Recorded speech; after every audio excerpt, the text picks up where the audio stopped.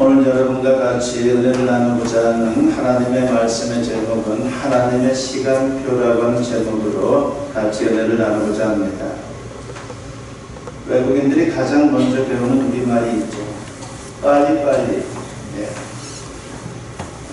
아프리카 사람들도 빨리빨리를 다 안다고 합니다. 한국 사람 하면은 빨리빨리가 어떻게 보면 우리 한국 사람들의 트레이드 마크처럼 그렇게 되어버렸습니다. 인생을 살면서 순발력이 필요할 때가 얼마나 많습니까? 그러나 그 이면에는 부작용도 적지 않다는 것을 우리가 잘 압니다. 우리 신앙도 마찬가지죠. 하나님은 우리가 무조건 빨리 하는 것을 좋아하지를 않습니다.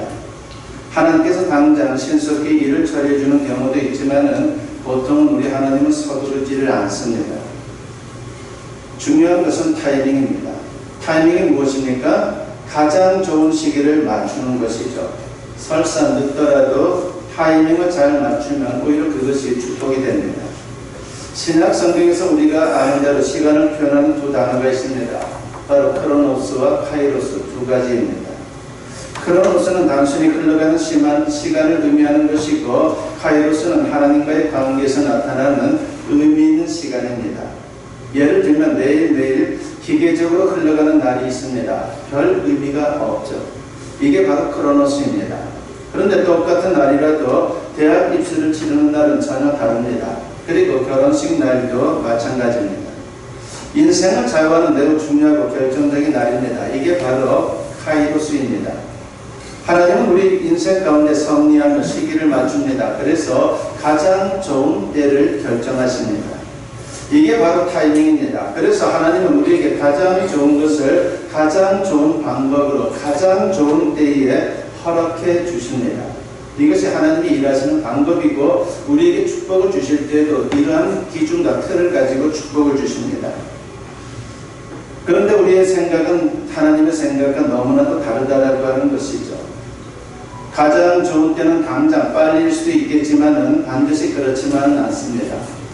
때로는 나중, 늦게일 수도 있습니다. 그러므로 인생을 살면서 빠르고 늦은 것을 갖고 섣불리 일희일비해서는 안 됩니다. 하나님의 섭리를 바라보는 지혜를 갖는 게 무엇보다도 중요합니다. 오늘 본문이 바로 그런 지혜를 우리에게 가르쳐주고 있습니다. 오늘 본문은 죽은 나사로를 살려낸 놀라운 이적을 기록한 말씀입니다. 죽은 지 나흘이나 되어서 나사로의 시신이 냄새를 풍기는데 이를 살려낸 겁니다. 예수님의 생명이요 부활의 주님이심을 증거한 놀라운 사건입니다. 오늘은 이 사건을 시간의 관점에서 여러분과 같이 관찰해 보고자 합니다. 나사로가 병들어 죽어가는데 예수님은 전혀 서두르지를 않고 있습니다. 오히려 지체를 하죠. 하루는 베다니 마을에서 예수님께 정갈이 왔습니다. 베다니는 예루살렘 동남쪽 3km 지점에 위치한 작은 마을로서 그곳에 나사로, 마르다, 그리고 마리아 3남매가 살고 있었습니다. 그들은 평소에 예수님과 친분이 두터웠습니다. 너무나도 가까운 사이예요. 그러니까 피를 나누지는 않았지만은 참으로 형제 이상으로 가까운 사이입니다. 본문 3절 말씀에 보면 이에 그 누이들이 예수께 사람을 보내어 이르되 주여 보시옵소서 사랑하시는 자가 병들었나이다 하니라고 했습니다. 여기서 사랑하시는 자라고 하는 것은 나사로를 가리키는데 평소 얼마나 가까운 사이였는지를 이 말씀을 통해서 충분히 암시를 해줍니다. 이런 경우에는 상식적으로 어떻게 해야 합니까? 첫 번째는 깜짝 놀라야죠. 그리고 황급히 달려가야 합니다. 그런데 예수님은 정반대의 모습을 보입니다. 본문 5절과 6절에 보니까 예수께서 본래 마르다와 그 동생과 나사로를 사랑하시더니 나사로가 병들었다 함을 들으시고 그 계시던 곳에 이틀을 더 유하시고 라고 했습니다. 사랑하는 나사로가 병들어 죽을지도 모르는데 그 있던 곳에서 이틀을 더 유하시는 거예요. 전후 문맥을 보게 되면요, 급한 일이 예수님께 있었던 것도 아닙니다. 정말 이상합니다. 물론 이런 생각도 해볼 수가 있죠. 예수님은 하나님의 아들로서 굳이 나사로가 있는 곳으로 달려가지 않아도 마음만 먹으면요 얼마든지 먼 곳에서도 말씀으로 그 병을 고칠 수가 있는 분입니다. 요한복음 4장 43절부터 54절을 보면요 그런 사례가 소개가 되고 있습니다. 왕의 신하가 예수님께 나와 자기 아들이 병이 들어서 죽어가고 있으니까 함께 가서 고쳐달라고 그렇게 간청을 하는 장면이 나옵니다. 그때 예수님이 그 아들이 살았으니 그냥 돌아가라고 그렇게 말씀을 합니다. 인간적으로 섭섭할 수 있는데 그는 예수님의 말씀을 믿고 그냥 돌아갔습니다. 돌아가는 중간쯤에 지파인이 헐레벌떡 달려오는 겁니다. 그리고 아들이 살았다는 소식을 전합니다. 낫기 시작한 시간을 따져보니까 예수님이 말씀하신 바로 그 시간대였습니다. 예수님의 아들이 있는 곳에 가지 않았어도 안수하지 않았어도 그냥 예수님의 말씀대로 치유가 된 겁니다. 나사로도 예수님의 마음만 먹으면요 얼마든지 그렇게 하실 수가 있습니다. 그런데 그렇게 하지 않았습니다. 예수님은 이투르에 출발하셨는데 그 후에도 여전히 서두르지를 않습니다. 베다니 마을의 겨우 강방 위에도 마찬가지였습니다. 마르다와 마리아 자매가 차례로 맞이하러 왔는데 예수님은 마을로 들어오지 않고 계속해서 밖에 머물러 계십니다. 요한복음 11장 29절과 30절에 보면 마리아가 이 말을 듣고 급히 일어나 예수께 나아가매 예수는 아직 마을로 들어오지 아니하시고 마르다가 맞이했던 곳에 그대로 계시더라고 했습니다. 그러면 예수님은 왜 이렇게 여유를 부리신 것입니까? 다른 게 아니에요. 타이밍을 맞추기 위해서입니다. 오늘 본문 외에도 이런 예가 성경에 자주 등장하죠. 요한복음 2장을 보게 되면요 우리가 잘 아는 가나 혼인잔치의 이야기가 나옵니다. 바로 그 집에서도 포도주가 떨어졌습니다. 얼마나 급박한 상황입니까? 예수님의 모친 마리아가 친척집인지라 급한 마음에 예수님께 어떻게 해보라고 그렇게 요청을 합니다. 그런데 예수님이 뭐라고 대답합니까? 요한복음 2장 4절에 보면 예수께서 이르시되 여자여 나와 무슨 상관이 있나이까 내 때가 아직 이르지 아니하였나이다 라고 했습니다. 여기서 여자여라고 하는 것은요 어떻게 보면 우리가 들을 땐 불쾌하게 들릴 수가 있습니다. 그런데 헬라어로는 이 여자여가 기부인들을 향해서 사용되는 그런 아주 고급스러운 단어입니다. 물론 어머니에게도 이 말을 사용했습니다.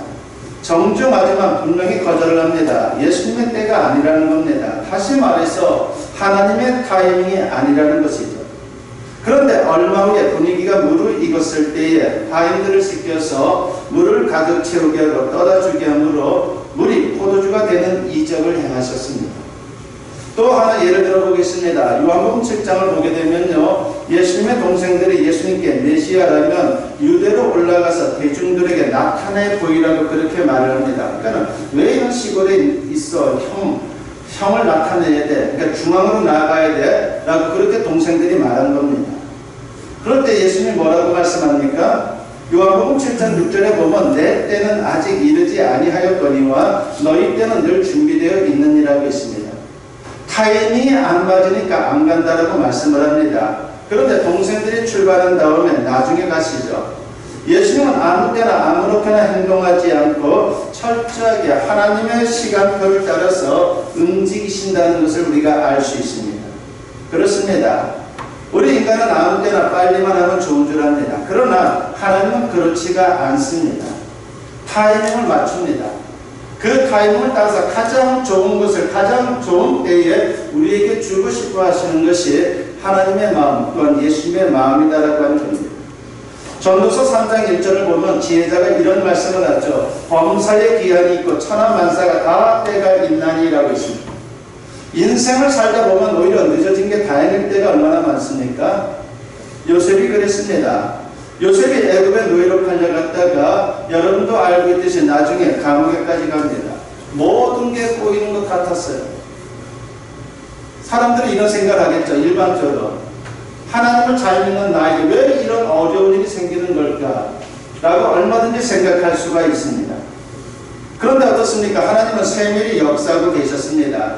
그가 감옥에 갇혔을 때 술 맡은 관원장을 만나게 되죠. 그리고 요셉이 그 관원장을 도와줌으로 말미암아 그 관원장이 감옥에서 잘 출입을 하게 됩니다. 그러면서 요셉의 억울한 사정을 너무나도 잘 알기 때문에 내가 나가면 너를 반드시 석방시켜 주겠노라고 그렇게 약속을 합니다. 그런데 강간무소식입니다. 나가서 배부르고 등 따스하니까 요셉을 잊어버린 거예요. 얼마나 답답했겠습니까? 그러나 어떤 일이 벌어집니까? 창세기 41장 1절에 보면 만 2년 후에 바로가 꿈을 꾼 줄이라고 했습니다. 만 2년 후에 바로왕이 꿈을 꾸고 뜻을 몰라서 고민할 때에 바로 이 술 맡은 관원장이 요셉을 기억한 겁니다. 자신의 꿈을 잘 해몽해 줬는데 우리 바로왕의 꿈도 잘 해몽해 줄 것이다 라고 그렇게 생각을 한 것이죠. 그래서 요셉이 바로왕에게 호출되어 꿈을 해석해 준 것이 계기가 되어서 요셉은 이랴 애굽의 총리가 되었습니다. 그러니까 요즘으로 말하면 미국에서 가장 어떻게 보면 대통령 다음으로 가는 그런 자리에 오르게 된 것이죠. 만일 그 관원장이 추록 즉시 참으로 감사하는 마음을 갖고 요셉을 즉시 석방시켜 줬다면요, 어떻게 되었겠습니까? 어디 가서 종살이 하거나 기껏해야 평민으로 살다가 인생을 그냥 마쳤을 겁니다. 2년 늦었지만 오히려 잘 된 것이죠. 오늘 본문의 상황도 마찬가지입니다. 예수님은 하나님의 타이밍을 보고 계셨습니다. 그래서 지체하신 겁니다. 그렇다면 어떤 의도로 그렇게 하신 것입니까? 첫째는 하나님의 영광을 드러내기 위해서라고 예수님은 말씀을 합니다. 예수님은 나사로의 병이 죽을 병이 아니라 하나님의 영광을 드러낼 기회로 생각을 하신 것입니다. 본문 4절 말씀해 보니까 이 병은 죽을 병이 아니라 하나님의 영광을 위함이요 하나님의 아들이 이로 말미암아 영광을 받게 하려 함이라고 했습니다. 하나님의 영광을 드러낼 수 있도록 드라마틱하게 역사하는 상황을 만들었다는 것입니다. 하나님의 영광을 드러내는 것은 우리 하나님께는 너무나도 중요한 것이죠. 우리가 살아가면서 모든 하는 일이 하나님의 영광을 드러낸다면 그래서 하나님은 기뻐하는 것입니다.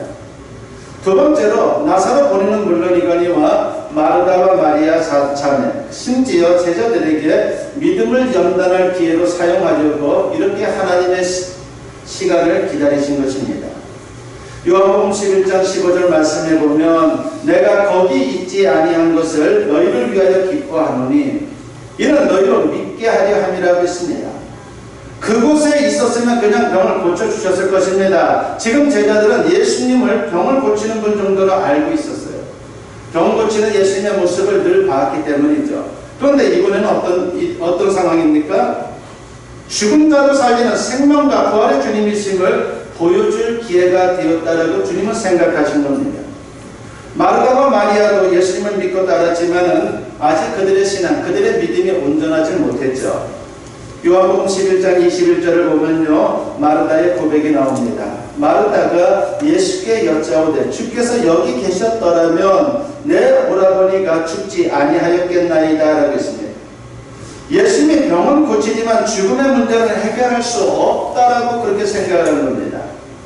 가장 신앙이 좋았던 마리아조차 비슷하죠.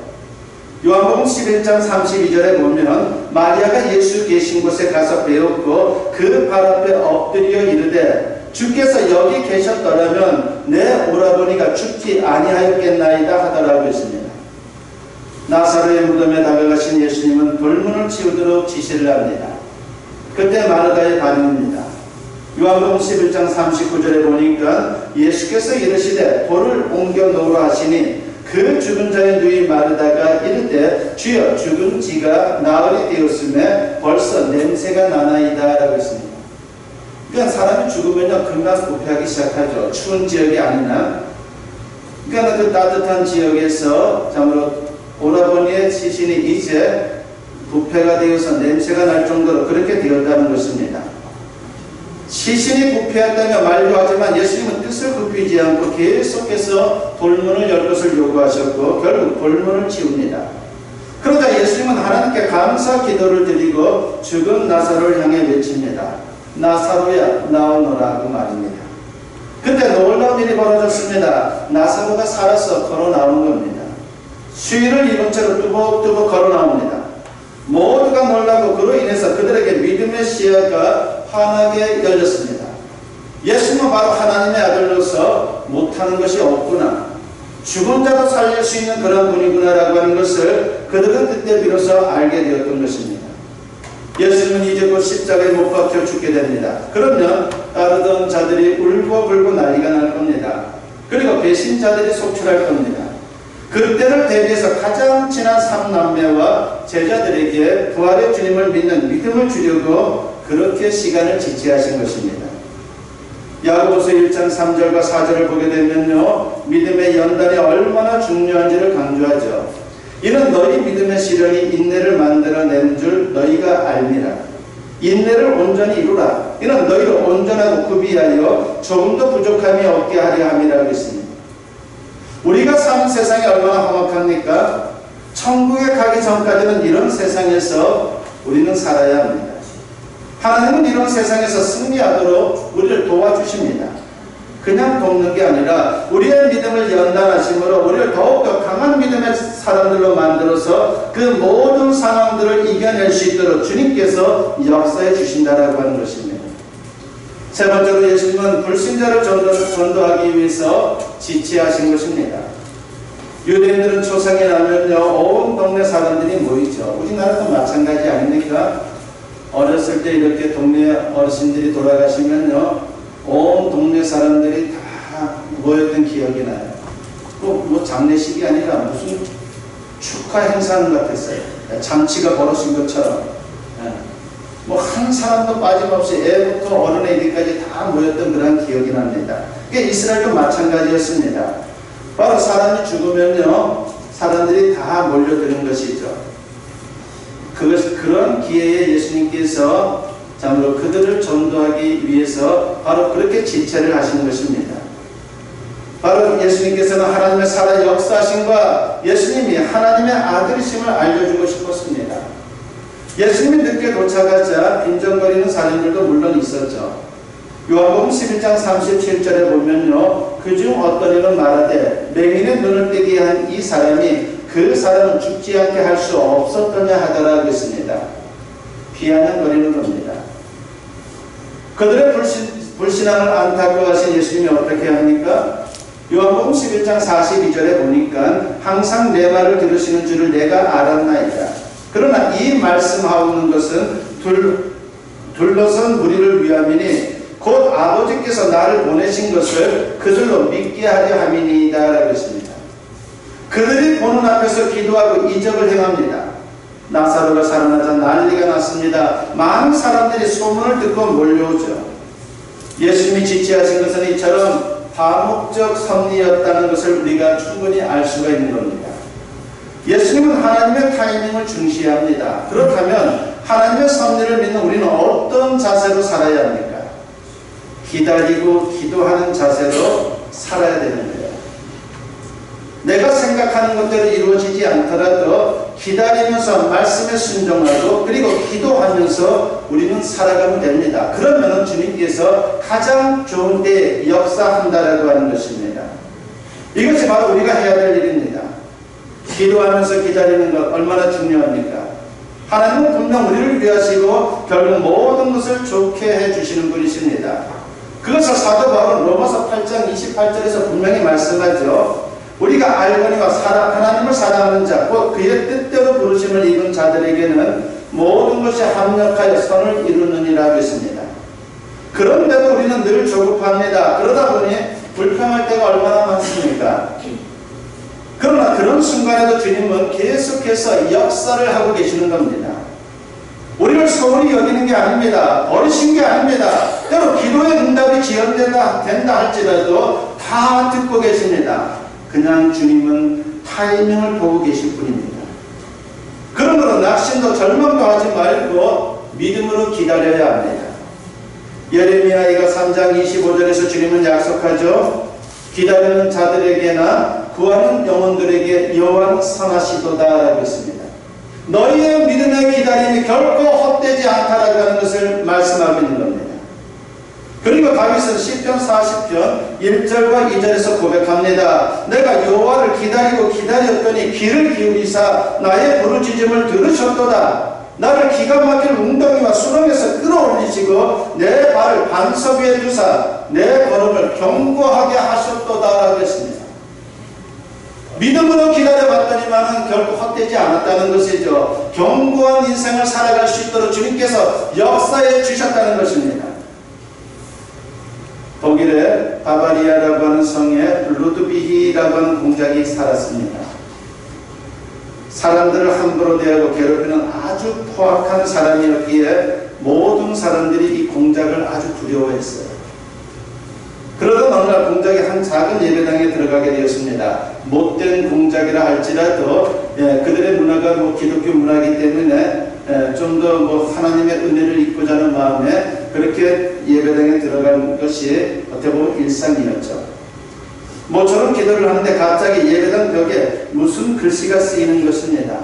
순식간에 보였다가 사라졌기에 앞부분만 기억이 났습니다. 뒷부분은 보지 못했어요.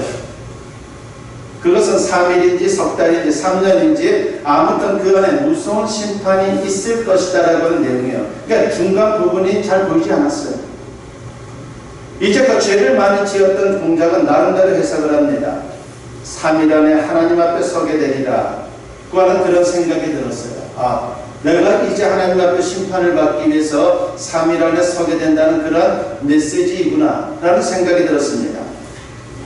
그래서 이분이 어떻게 합니까? 3일 동안 주변 사람들에게 아주 잘해주었어요. 뭔가 자신의 무서운 심판을 좀 경감시키고자 3일이지만 짧은 시간이지만 사람들에게 잘해주었습니다. 3일째 되던 날 아무 일도 생기지 않았습니다. 공작은 다시 생각했습니다. 3일이 아니구나. 석 달이었구나. 그래서 석 달 동안 또 주위 사람들에게 최선을 다했습니다. 하지만 석 달이 지나도록 죽질 않았어요. 공작은 그제야 확신을 가졌습니다. 이제 분명한 건 3년이구나.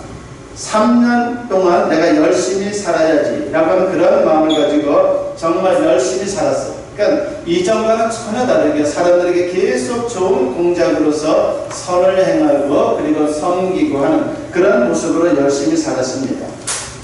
그러던 어느 날 갑자기 나팔 소리와 함께 독일 왕실에서 사절단이 온 겁니다. 바로 루드비기 공작을 독일의 황제로 모시기 위해서 온 거예요. 루드비기 공작이 황제가 될 수 있었던 것은 바로 그의 기다림 때문인 거죠. 기다리는 동안 나쁜 짓을 한 것이 아니라 아주 좋은 일들을 많이 하니까 그게 소문이 난 겁니다.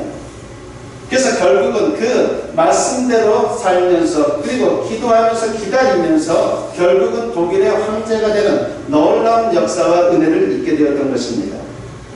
여러분, 기도 응답 받는 비결이 무엇입니까? 응답 받을 때까지 기도하는 거예요. 그게 굉장히 중요합니다. 기도 응답을 잘 받는 사람과 그렇지 못한 사람의 차이는요, 포기하지 않고 응답 받을 때까지 기도하느냐 아니냐의 차이, 그겁니다. 시편 126편 5절과 6절에 보면 눈물을 흘리며 씨를 뿌리는 자는 기쁨으로 거두리로다. 울며 씨를 뿌리러 나가는 자는 반드시 기쁨으로 그 곡식단을 가지고 돌아오리로다 라고 했습니다. 여러분, 눈물로 기도하면 설사 오랜 시간을 기다린다 할지라도 반드시 응답받을 수 있다는 주님의 약속인 거예요. 주님은 반드시 이루어 주십니다. 가장 좋은 때에 말입니다. 하나님의 시간표를 따라서 말입니다. 얼마나 소중한 하나님의 은혜입니까?